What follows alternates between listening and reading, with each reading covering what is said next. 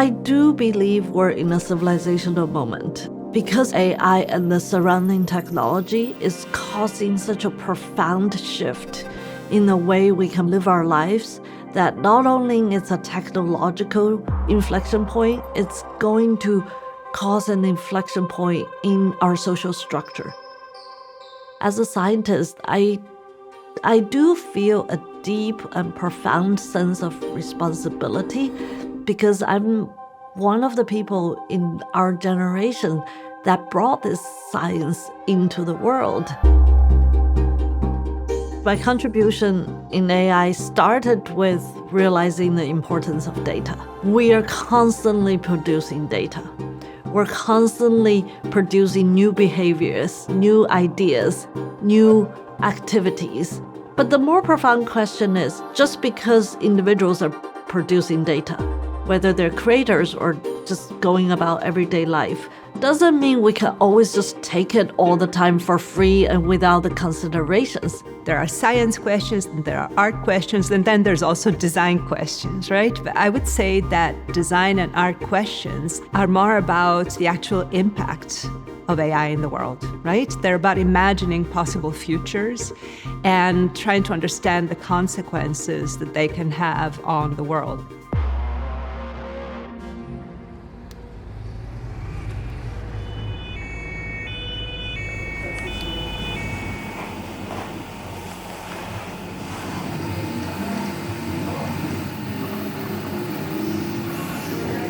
We started working with AI about 10 years ago. My background is in computer music, and when I learned about AI in the audio domain, it felt like an opportunity to create sounds that had never existed before and also new ways of performance. So I'm really interested in these really important historical moments that kind of open up a possibility for all kinds of artists to explore and kind of run with it and create new forms of art with. We're working right now with the artists Holly Herndon and Matt Dryhurst, who are incredible collaborators and at the forefront of art and technology. The last few years of AI have been almost like 500 years of change as machine learning models have developed in scope and have been thinking and learning and training and producing new kinds of sensory experiences and information. And Holly and Matt are coming up with new and unorthodox ways of perturbing and disturbing those systems. We were really building things from the ground up, which required questions like, what's your data set? AI models are actually just us in aggregate. So an AI model output is both the product of everybody and nobody in particular. Try writing IP law around that. That's what's new about this, right? Is if you train a model properly, everyone's in there and the result you get is the responsibility of nobody. Producing training data should be a deliberate act. It's a new medium of art in a sense. I had always wanted to make a kind of one-to-one voice model, and it felt like the only right answer would be to use my own voice. And so I sang from a series of Timmett scripts, which is basically a series of texts that cover all of the phonemes of the English language. The computer will understand how your voice sounds. While most people would want to protect their voice, we thought it'd be more interesting to do the opposite, to actually make Holly's voice public domain and give people the tools to use it as they wanted.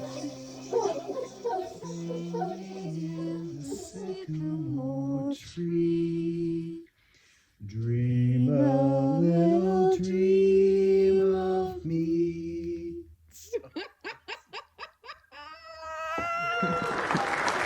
I trained an AI on my own voice, and now she can sing anything in multiple languages.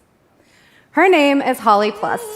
Love to stay, living in all the pain, and he gets so much. In constructing a different protocol for how training might take place, you're kind of pointing to a different world. In 2024, Holly and Matt created a work called Play from Memory for an online exhibition at MoMA. They were inspired by a 1920s form of music pedagogy for children that used what they called imitation games to teach children how to play music, but also how to improvise. And what you see is a series of fantastical images of instruments, for example, that never existed, and sounds as well that are otherworldly. And these are all generated through machine learning models that Holly and Matt fine-tuned, trained, and constructed to be able to almost speculate about what this kind of musical pedagogy could produce. They were fascinated by the similarities between how people thought children could be trained to play music and how we think about training machines. Every step of the way, they have confronted the challenges and issues of AI and consent. And this is why they are really interested in participatory forms of music, like choral music, even medieval hymns, and call and response. They've done arena concerts where they have these huge crowds that they ask to opt in into a kind of training set, and it becomes a beautiful call and response. The sound is gorgeous.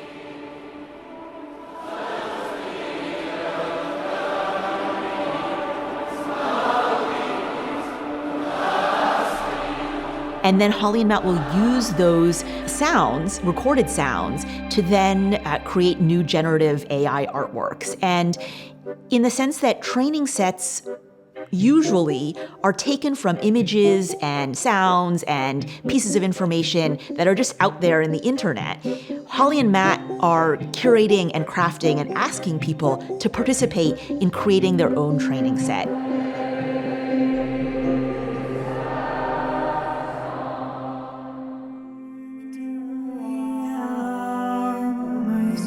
As part of the Serpentine show, The Call, that opened in 2024, we decided to create a choral singing model.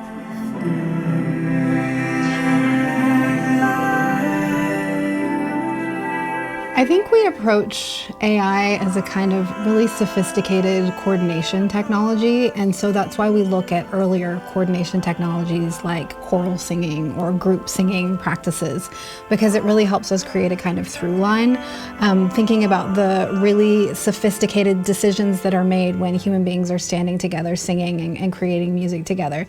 If you've had that experience, you know that your contribution is important and you're playing a key role, but that what you're creating is something that's greater than the sum of its parts.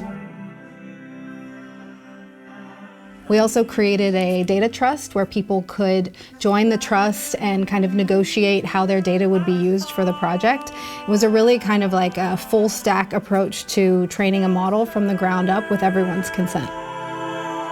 We would probably argue that intelligence is something that happens between us. And so a frustration of ours is that, yes, when people often talk about AI and art, they think about typing some words into a model you don't own and getting a funny looking image out. And it's like, yeah, that exists, and we've all got to exist in a world where that exists, but that's not art as I interpret it.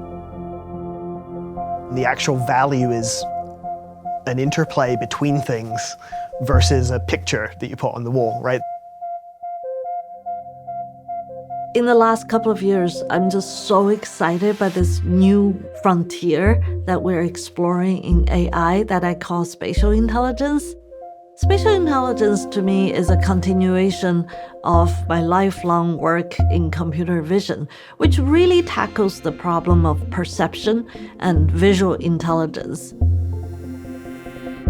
Vision is not just for the sake of passive viewing. Vision is for doing things, for moving, to navigate the world, to manipulate things, to collaborate. The first robot, the first companion robot that we acquired was the Aibo dog that was designed by Sony in 1999, and then it was released to the public a few years after. And you could pet it and it would move around, but nothing much. But it was enough to be really lovely, and it was enough for you to have an endearing relationship with it. I mean, right now, robots are much more sensing, much more able to sometimes detect also emotions by reading facial features, and able to have, whether they are embodied or they're just a voice, they're able to really have a conversation that is much more real. Our voice is such a key part of our identity. So when we sing or when we speak, it's a very physical, personal experience. And it translates into something that, for Holly and Matt, can become almost disembodied and find a new form in the voices of others. And that's a very beautiful transition, I would say, between the physical, embodied realm and the machine intelligences that they're using. We are still at the dawn of the understanding of intelligence, both in terms of neuroscience as well as in terms of machine intelligence. I do believe human intelligence and machine intelligence manifest in very different ways. We not only survive, live, work, but we emote, we feel, we have compassion, we have creativities that we don't know how to explain. Machines don't have independent values. Machine values are human values.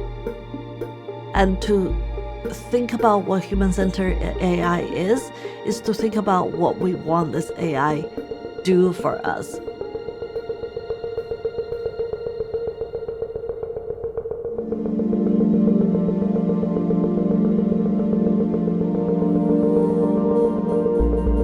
Artists are able to ask questions and ideate scenarios that the rest of us would never have thought of.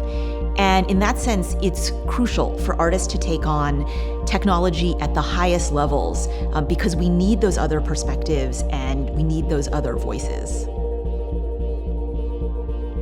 If we actually want these models to be as good as they could be, you can't over-engineer a potential outcome. You actually do have to give models the ability to develop curiosity. And this is why there's so much mistrust in AI, because everyone's really unhappy with the way that the internet turned out. So if this is a new internet, we want to make sure that we get it right this time. Everybody has to have a say in AI. It cannot be a tiny group of people telling the rest of the world, this is the AI we're creating and giving you, you have to live with that. That will cause a lot of unintended harms and consequences. There's so much at stake right now. I feel that we need to be much more aware and conscious of our moves. It's not only up to the artists themselves, it's also up to the receivers of the art, right? So the figure of the lonely artist that drops their art and lets the world deal with it doesn't really exist anymore. There needs to be this exchange. We need artists really down in the trenches with us.